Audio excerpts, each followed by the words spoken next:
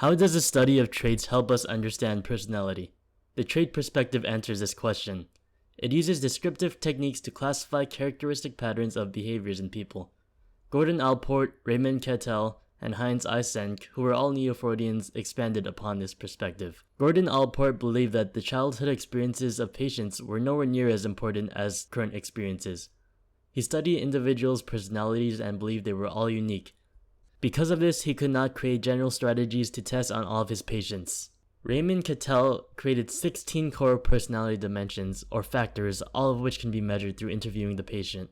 He had patients rate their level on each of these factors. Hans Eysenck, unlike the others, researched the genetic and biologic influence on personality. He discovered the extroversion-introversion dimension and the emotional stability-instability dimension. According to him, extroverts are social and outgoing while introverts are reserved and quiet.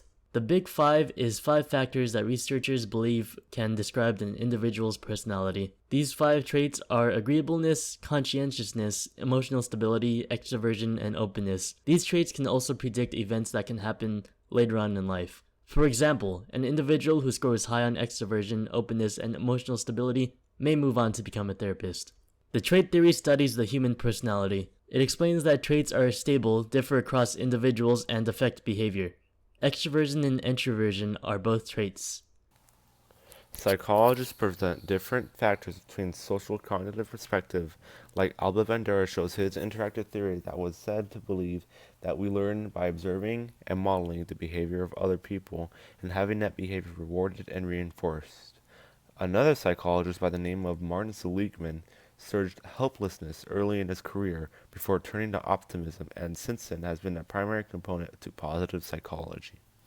Social cognitive theory is an observation and modeling of their social and context interactions, experiences without the interaction of media.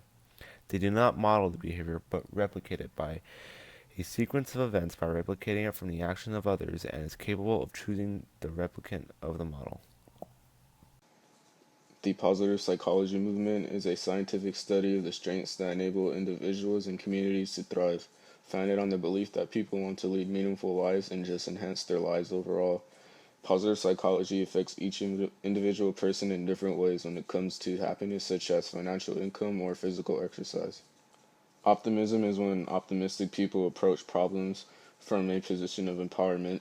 A person that uses optimism to conquer a problem will gladly attempt to face the problem and overcome it. When optimistic people are confronted by failure, it is only temporary to them and learn something new from the failure.